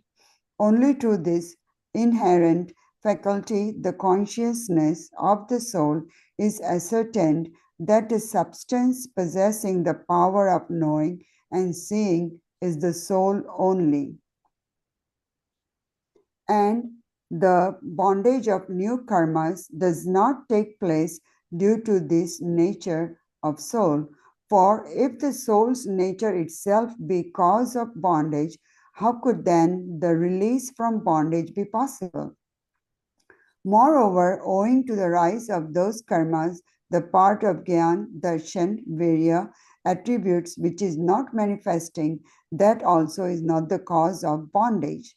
For that which itself is not existing, how can it be the cause of other bondage? Therefore, the disposition produced due to Nimit and Jnana Varna, Darshana Varna, and Antaray karma are not the cause of new bondage of karmas. Further, owing to the rise of Mohiniya karma, the perverse belief in the form of untrue faith and passions, anger, pride, deceit, greed, etc., are evolved in the soul. All those dispositions are, although found existing in the state of soul, are not separate from soul. Jiva himself is the doer of them. Those are assuredly the functional deeds of Jiva. Nevertheless, their manifestation is only due to nimit of moha karma. These alien dispositions come to an end and elimination of instrumentality of karma. Therefore, these are not Jiva's own nature, but are the contrary dispositions, and due to those alien dispositions, new bondage of karmas takes place. Hence, the dispositions manifesting due to rise of moha karma are the cause of karmic bondage. And owing to the rise of agati karma, eternal things are met with, among them the physic, etc., get bonded in one intermingled form with jiva, pradeshas, spatial units of soul, by occupying the same one region as that of the soul, and wealth, family, etc., are totally separate from soul. Therefore, all those are not the cause of bondage. For the other non-self substances do not cause bondage, but in those objects, the soul develops the feeling of mindness and perverse belief, etc. This alone is to be known as the cause of bondage. So, what is the conclusion? What is the cause of new bondage? Okay, so the only one conclusion, Monia karma. Okay, so first they discussed 3 karmas out of 4 Ghati karmas. They discussed Jnanavarana, Darshanavarana, and Antaraya. Okay, so knowledge, perception, and virya, that is power, is the nature of the soul. The portion of it which, owing to the instrumentality of Jnanavarana, Darshanavarana, and Antara, is not manifested, that much is absent in that time. Okay, so long to that extent the rise of Jnanavarana, Darshanavarana, and Antara is there, to that extent the attribute of knowledge, perception, and power does not manifest. Okay, so that much is already hidden. And owing to the Sharpsham, the one that is already present, open, okay, and owing to the Sharpshams, destruction cum subsistent state of those karmas, that part of knowledge, perception, and power which is manifesting, all that is part of soul's nature. Okay, so the knowledge that is present right now, the knowledge that we are manifesting every moment, no, janna, happening all the time. Even when we are sleeping, our janna does not stop. Because we see dreams, okay? Our eyes are not open there. We are on the deep sleep. And in dreams, we see such and such thing. So how it is possible? Because our knowledge still continues every moment. That is the nature of the soul. To know is the nature of the soul. Okay. So this Gyan, Darshan, Virya, which is manifesting, all that is part of soul's nature and is not a contrary disposition produced by karmas. What is this contrary disposition? In Hindi, it is called Aupadik Bhav. That means due to the rise of karma, whatever manifestations happens in the soul is called contrary disposition. Why it is contrary? Because it is not according to the nature of the soul. The knowledge, the perception, and the power that has manifested is because of the nature of soul. That is a part of the nature. Okay. And the part that is not manifested, that is because of karma. Okay. All that is part of soul nature and is not a contrary disposition produced by karmas. So right from eternity, such a manifested portion of soul's intrinsic nature never comes to an end. Okay. In one sense being also, that intrinsic nature is always present. Okay. Only through this inherent faculty, the consciousness of the soul is ascertained, and that the substance possessing the power of knowing and seeing is the soul only. So how do you identify a soul? The one who has the power of knowing and seeing is the soul. Okay. This is how we identify. Okay. And the bondage of new karmas does not take place due to this nature, which is always present. Okay. So this bondage does not take place due to this nature of soul. For if the soul's nature itself be the cause of bondage, how could then the release from bondage be possible? Okay. Moreover, owing to the rise of those karma, the part of Gyan, Darshan, Virya, attributes, which is not manifesting, that also is not the cause of bondage. For that which itself is not existing, how can it be the cause for others' bondage? Okay. So the discussion is about new bondage. So the new bondage is not happening because of the knowledge, perception, power that is already present now, that is being expressed now, okay? Because it is a part of the soul, it cannot be a cause of bondage, okay? And the portion that is not being manifested because of the karma, that is also not the cause of the bondage, okay? Now then, what is the cause of the bondage? Therefore, the disposition produced due to nimit of jnana varana, darshana varana and antarayi karmas are not the cause of new bondages of karma. So out of 4 ghati karmas, new bondage is not happening of jnana because of jnana varana, darshana varana and antarayi karmas. Okay. Now the 4th only left is mohniya karma. Yeah. Sorry. So, but Antaray karma, it can manifest into Ashuddha Bhav, which can cause. Yeah. So what we are talking now is that the new bondage, how the new bondage is happening. Okay. So the new bondage is not happening because of Jnanavaran, because of the Jnanavaran, Dashnavaran and Antaray. Okay. These are not the cause of new bondage. Only because of those 3 karmas, some portion are expressed and some portion are not being expressed. Okay. So the portion that is being expressed is also not a cause of bondage, and the portion that is not being expressed is also not a cause of bondage. Okay. So these 3 karmas are not the cause of new bondage of karmas. Further, owing to the rise of mohniya karma, the perverse belief. Now see, understand, mohniya karma has 2 parts, darshan moh, charitra moh. Because of darshan moh, perverse belief in the form of untrue faith. What is this untrue faith? Not believing things as they are. Okay, this is called untrue faith. So the perverse belief in the form of untrue faith, that is one part. And passions, that is because of conduct deluding karma. And passions, anger, pride, deceit, greed, etc. are evolved in the soul. So here they have not bifurcated the karmas.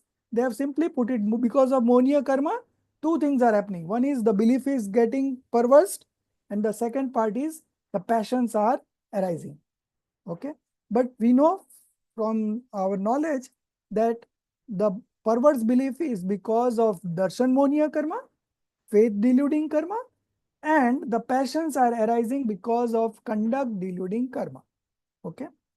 All those dispositions are although found existing in the state of soul. It is not that it is in matter. It is existing in the state of soul. The modification of soul are not separable from soul. Okay. So this feeling of anger, pride, deceit, greed are all happening in the soul only. Okay. All those dispositions are although found existing in the state of soul and are not separate from the soul. Jiva himself is the doer of them. See, Todarmalji is here mentioning that Jiva itself is the doer of them. Those are assuredly the functional deeds of Jiva. Nevertheless, their manifestation is only due to nimit of mohniya karma. Okay, so again they have brought karma in between as an instrumental cause. These alien disposition come to an end on elimination of instrumentality of karma. Okay, this disposition of the manifestation that is happening will come to an end only on elimination of instrumentality of karma. So if the karma is not there in rise, the manifestation will not happen. Okay. Therefore, these are not Jiva's own nature.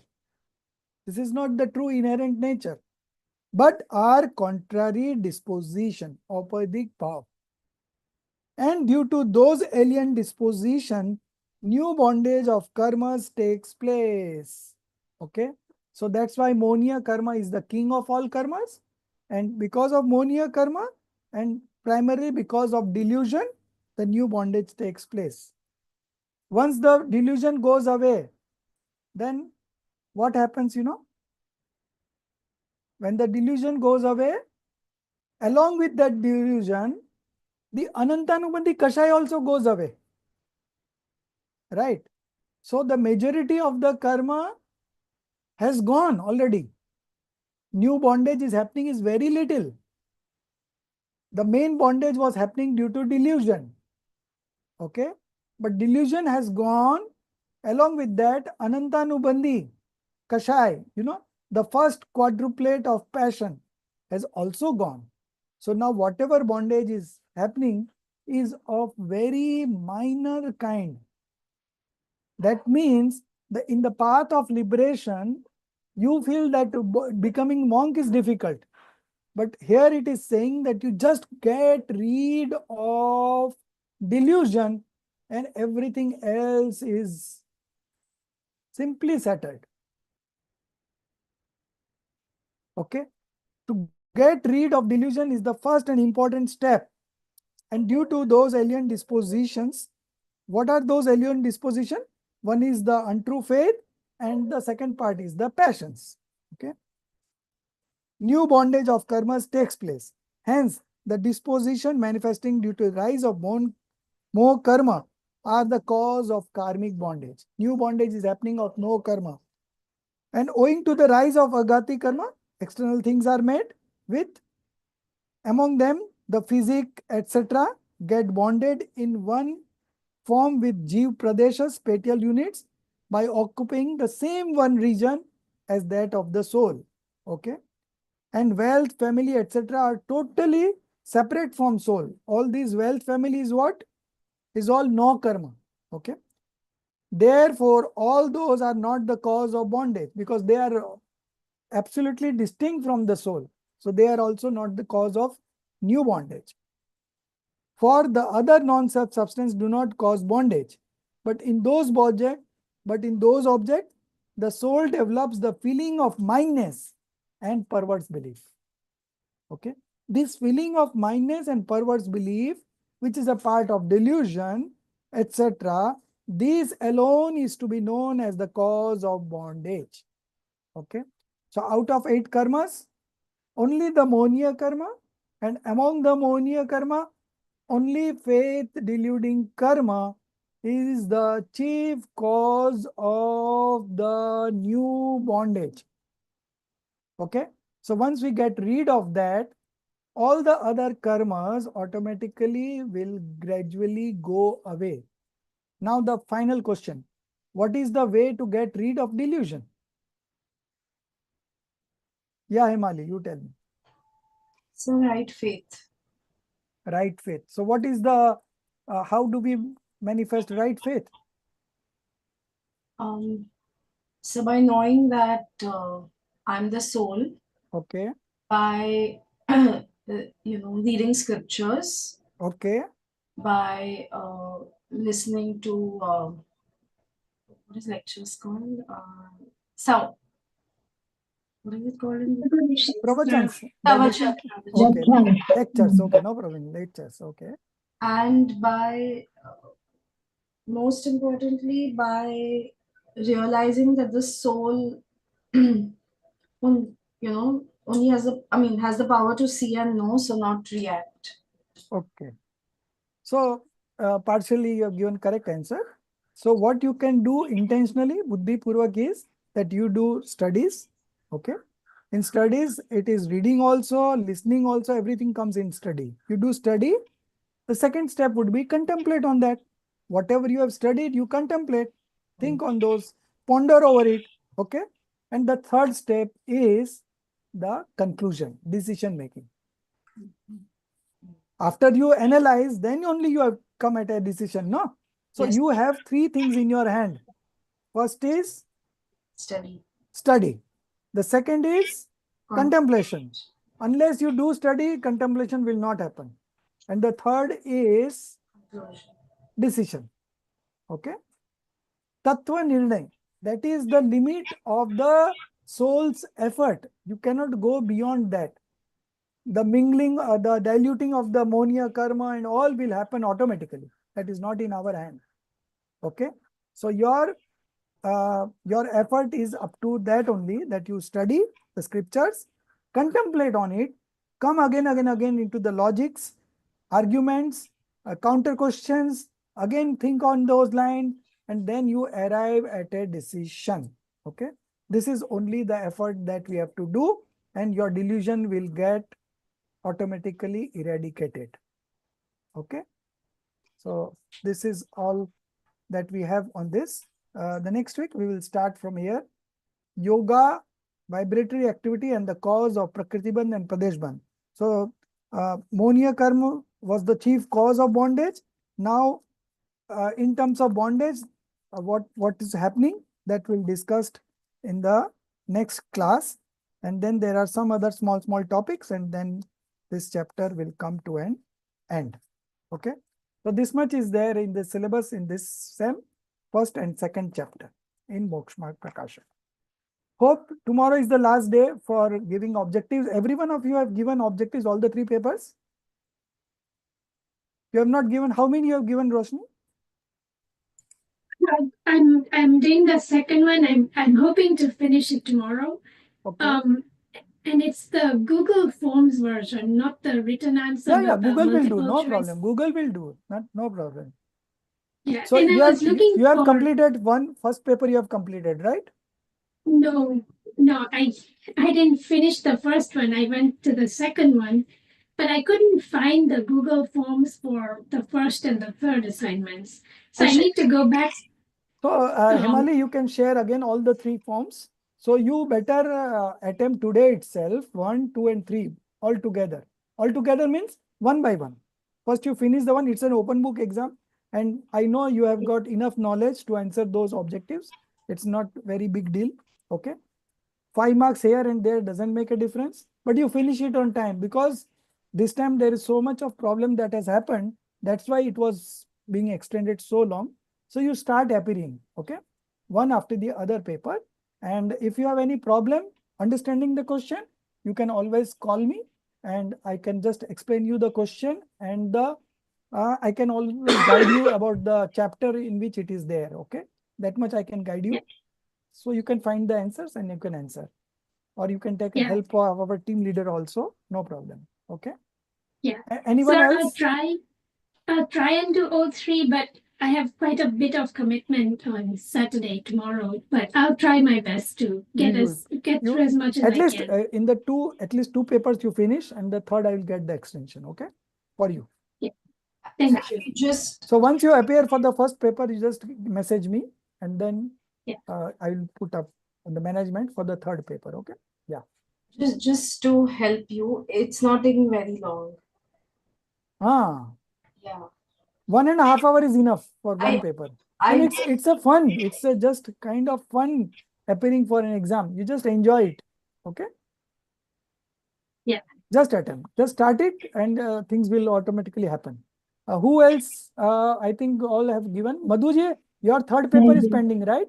नहीं sir, second and third. I'm again. Second तो हो गया ना? नहीं sir, नहीं हो पाया. I thought I will do it, but I could not because No of the problem. Now pain. your health is good? No sir. Again, I'm taking painkillers. Okay, okay. And No problem. I'm unable to leave these video classes. Okay, I'm just unable to leave these classes. I just want to hear all the time. No So problem. I'm No there, problem. but No I'm problem. First you get your health okay, then we will do the exams. Okay, don't mind. and my homework also is not done. I just started, No but I problem. could No not do. problem. We will manage everything. First get better, get Yes. good health, and then we will do. I felt slightly better, so I started again, but then I could not continue, sir. No problem. No problem. Things happen. Don't worry Yes, about sir. that. Okay.